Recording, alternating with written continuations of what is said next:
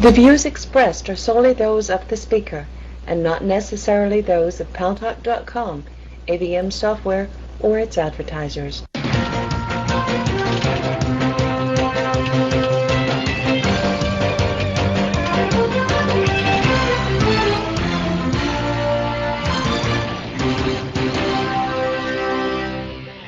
News Talk is online. News Talk Online is a production of Paltalk.com, the largest multimedia interactive program on the internet with more than 4 million unique users, on demand on iTunes and on YouTube and on my blog, GaryBaumgarten.com, where you are encouraged to post your comments whether you agree with yours truly or not.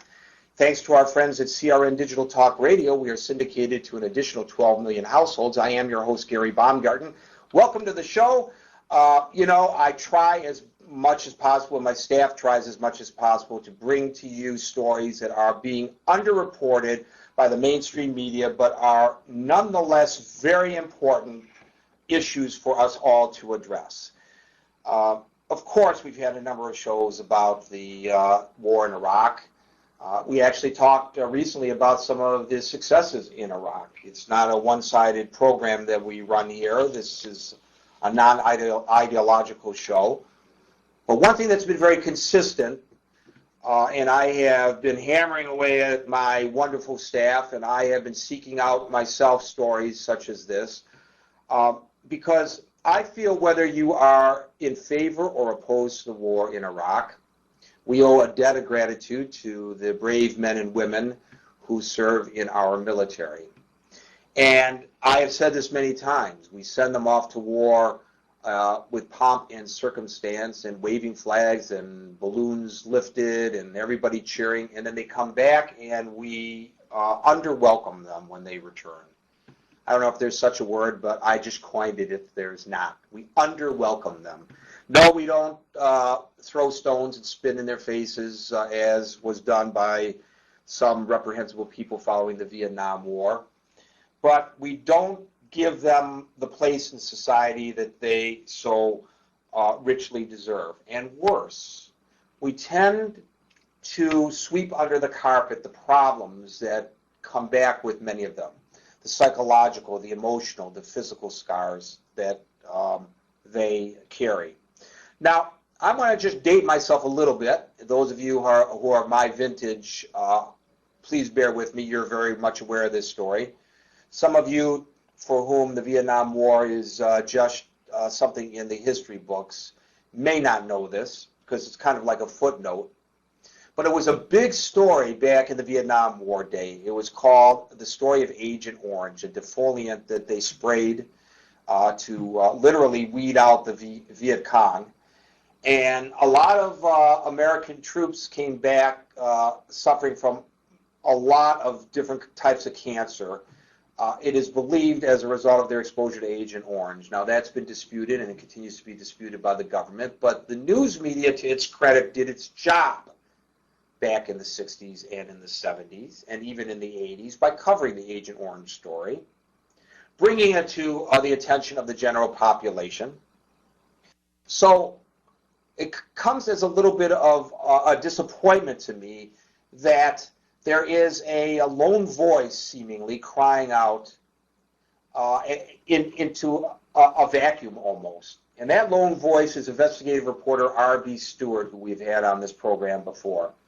R.B. Stuart stumbled upon the story of so many of our troops returning from Iraq. We haven't even gotten beyond the surface of that, by the way, to talk about the Iraqis, who have come back from that war suffering from terrible forms of cancer.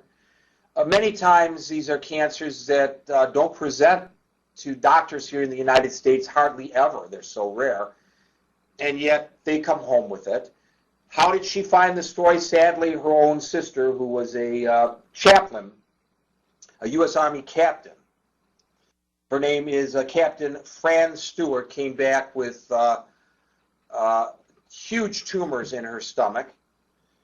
So RB, being the great investigative reporter that she is, investigated this and found out that, unfortunately, Fran Stuart is not alone. There are many troops that have come back suffering from different cancers. She found out that the wars in Iraq were environmental disasters. She also found out that the Department of Defense is well aware of this and yet is not reporting this to the public. Geez, how about this? The news media are not allowed to take pictures of the flag-draped coffin when they come back. And now they're hiding this from us as well. R.B. Stuart, welcome back to News Talk Online on Paltalk.com. Thank you, Gary. I appreciate you having me and spreading the word about this. Thank you so much.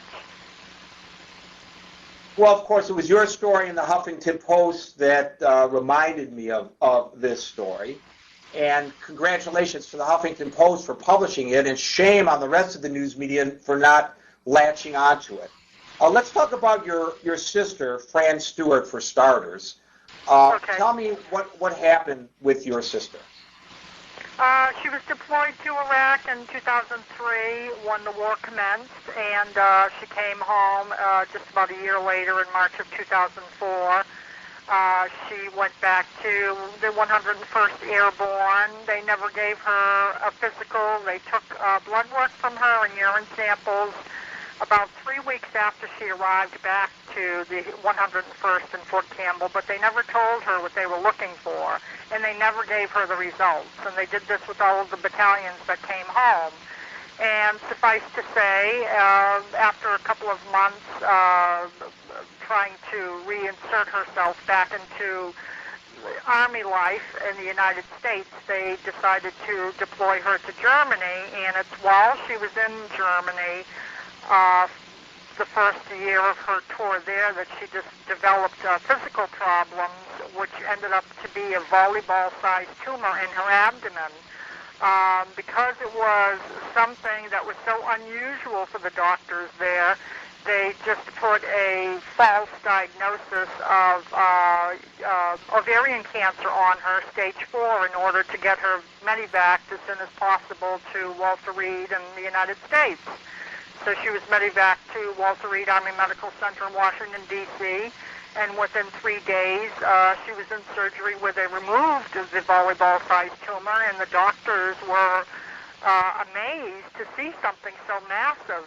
And she was diagnosed with stage 4 dysgerminoma cancer, which is considered the germ cell cancer only seen in young girls